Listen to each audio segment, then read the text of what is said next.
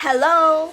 Welcome back to my channel. Alam ko naman na hindi lang ako ang nalilito sa pinagkaiba ng nang at nang. So let me share with you kung paano ko dinidistinguish ang kanilang pinagkaiba in the most comprehensive way I can. Alamin na natin kung saan nga ba ginagamit ang mga salitang ito. Pero nais ko munang magpaalala. Paalala! Nag-iiba ang ibig sabihin ng isang pangungusap base sa spelling na ginamit. Una at pinakamadaling paraan ng pagsusuri kung ano ba ang gagamitin ay ang pagtingin ng kanilang sinusundang salita. Sa maikling nang, ang kasunod nito ay pangalan o noun sa Ingles. Sa mahabang nang naman, ang kasunod nito ay salitang kilos. So para mas maintindihan natin, magbigay tayo ng halimbawa. First na halimbawa natin, ang ganda naman ng sapatos mo. Alam naman nating ang sapatos ay pangalan, Diyos ay pangalan, aking pusa ay pangalan. Nakalagay na rito, maliban sa mga pangalang pantangi or specific names kasi hindi na siya magiging grammatically correct. Gaya nitong example, mahal ako ng Kayla. Imbis na mahal ako ni Kayla, dapat mahal ako ni Kayla. Dumako naman tayo sa halimbawa ng nang na mahaba. Nahilo si Harold nang sumakay siya ng bus. Ang sumakay na word is salitang kilos, kaya ang nang na ginamit natin is yung mahaba. Ikalawa, sa nang na maikli, nagpapahiwatig ito ng pagmamay-ari o pagkakaroon. Gaya na lamang ng halimbawa natin kanina, yung pagkain ito ng aking pusa. Kanino ang pagkain? Sa aking pusa. Ganyan lang, di ba? Sobrang dali. Next is sa nang naman na mahaba. Ginagamit naman ito sa pagkakasunod-sunod ng mga pangyayari o kilos. Halimbawa na lamang, pumasok ako nang magbukas ang pinto. Bumukas ang pinto, pumasok ako. Parang ganyan siya. Ang unang nangyari ay nagbukas ang pinto at ang sumunod naman na nangyari ay pumasok ako. Next naman na gagamitin natin sa pagsusuri kung anong nang ang gagamitin natin pag sumasagot ito sa tanong na. Sa nang, ang sinasagot nito ay ang mga tanong na ano at nino. Sa nang naman na mahaba, ang sinasagot nito ay paano o gaano, bakit, kailan. Sa nang na maikli, kagaya na lang ulit ng example natin kanina na pagkain ito ng aking pusa. Ang tanong dyan is, kaninong pagkain ito? Yan, pagkain ito ng aking pusa. Ganun lang. Ano ang binili mo? Bumili ako ng damit. Sino ang gumawa niyan? Ginawa ito ng aking tatay or ng tatay ko.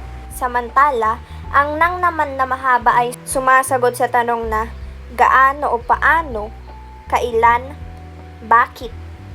If papansinin natin, parang dugtong-dugtong lang yung paraan ng pag-distinguish natin. Kasi ang example natin kanina is yung pumasok ako nang magbukas ang pinto. Ang tanong sa sagot na iyan ay kailan? Kailan ka pumasok? So, pumasok ako nang magbukas ang pinto. Another, sa tanong naman na paano mo ginawa ang proyekto? Ginawa ko ito nang maayos. Bakit ka nag-aaral? Nang may matutunan naman ako. Ganon. Madali lang naman ang nang na maikli. Basta ang sinusundan niya lamang ay ang pangalan at salitang naglalarawan. Halimbawa na lang ay gusto ng malikot kong pusa ang aking ulam. Ang describing word natin is malikot. Another is nagpapahiwatig ng pagmamay-ari at sumasagot sa tanong na ano o nino. Gagamitin mo ang maikling nang sa mga nabanggit na yan. Ganyan ang gamit ng nang na maikli. Ipagpatuloy naman natin ang listahan sa nang na mahaba. Ang nang na mahaba ay ginagamit panghalili sa mga salitang noong at para o upang. Halimbawa ulit, kung gusto mong sabihing noong siya ay nadulas, pwede mong i-substitute o ihalili yung nang na mahaba na magiging nang siya ay nadulas. Tapos sa para o upang naman, ako ay nag-aaral nang may matutunan naman ako. Kung papansinin nyo rin ay sinasagot niya ang tanong na bakit, gaya ng example natin kanina. Bakit ka nag-aaral? Para may matutunan naman ako. Palitan natin ng nang may matutunan naman ako. Same lang din sa upang may maipadala ako, o pwede mong sabihin na nang may maipadala ako. Sumasagot din siya sa tanong na bakit, kaya ang gagamitin talaga nating nang dito ay yung mahaba. Next naman is, ginagamit ito na pang-angkop sa salitang inuulit, gaya na lamang ng takbo ang aso. If papansinin niyo ulit, takbo is an action word o salitang kilos. Diba, connected talaga yung ways, kaya if nagdadalawang isip ka sa gagamitin mong nang, pwede mo namang tignan sa ibang angle para makasiguro ka sa nang na ginagamit mo. Kain ng kain, inom ng inom. Ang panghuli nating paraan sa pagsusuri ng gagamiting nang ay kapag pinagsama ang na at ang, na at nang, at na at na. Example sa nakuha ko sa Google.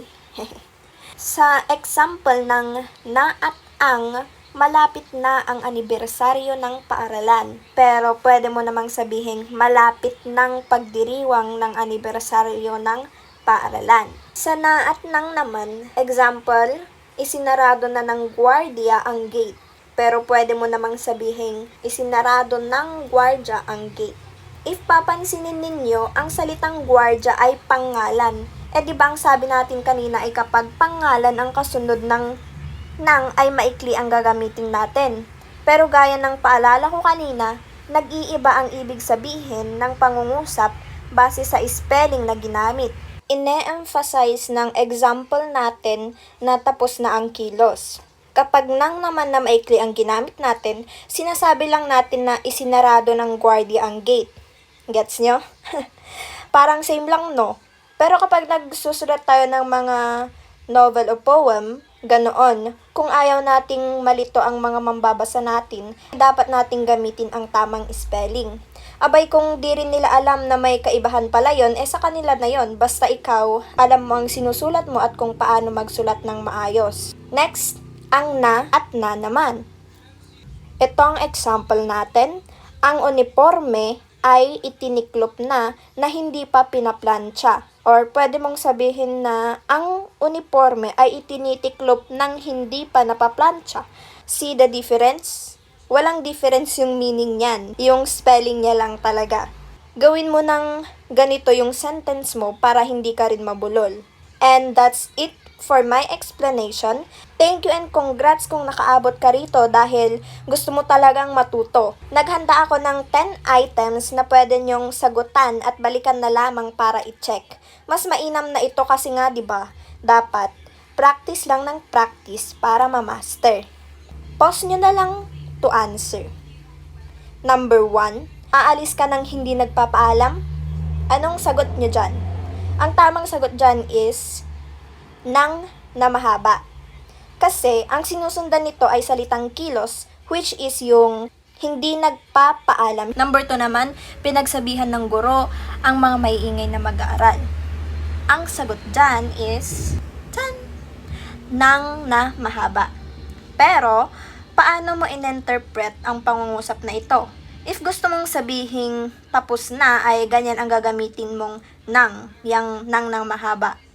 Pero pwede rin namang nang na maikli if sinasabi mo lang na pinagsabihan ng guro ang mga maiingay na mag-aaral. If nag-i-state ka lang ng isang fact or hindi mo ine-emphasize na tapos na, yun, pwede mong gamitin din ang maikling nang, depende talaga yan sa interpretation. Number 3, sukdulan ng kahirapan ito.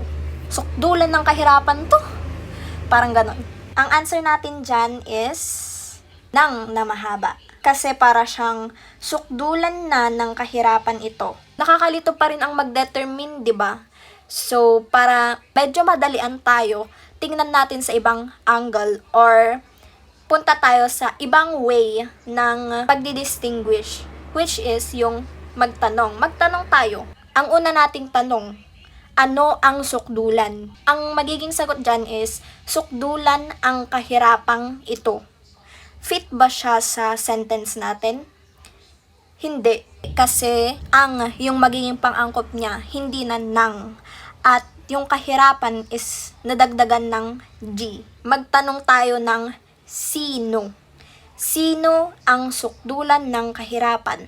Ang sagot dyan is, sukdulan ng kahirapan si Ana. Fit ba siya sa sentence? Hindi. Ang dami nang nabago. Ito lang yung nakalagay sa last. Pero si Ana na yung nadagdag. Ang daming nadagdag.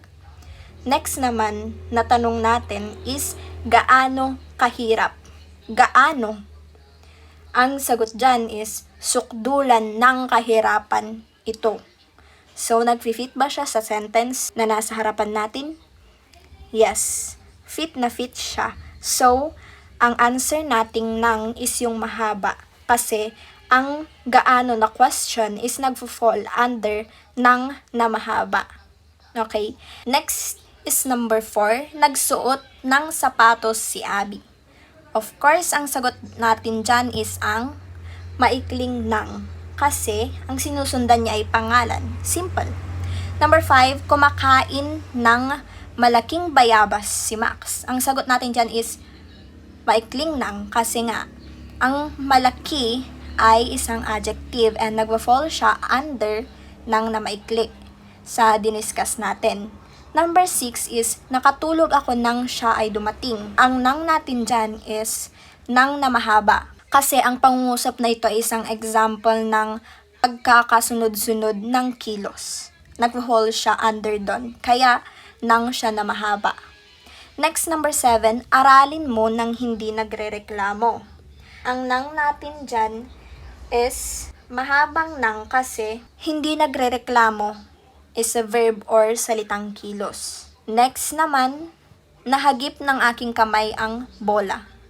Ang nang natin dyan is maikling nang kasi nagpapahiwatig siya ng pagmamay-ari. Number 9, mag-aral ka na nang makapasa ka sa pagsusulit. Nang yan na mahaba kasi sinubstitute or naging panghalili siya sa word na para o upang. Next, number 10, tinulungan ng binata ang taong may kapansanan upang makatawid sa kalsada. Ang nang natin dyan is nang na maikli kasi binata is a noun or pangalan. Yun, tapos na. Ilan ang nakuha mo? Comment down below. For more contents like this, please like, share, and of course, subscribe. Thank you so much for watching.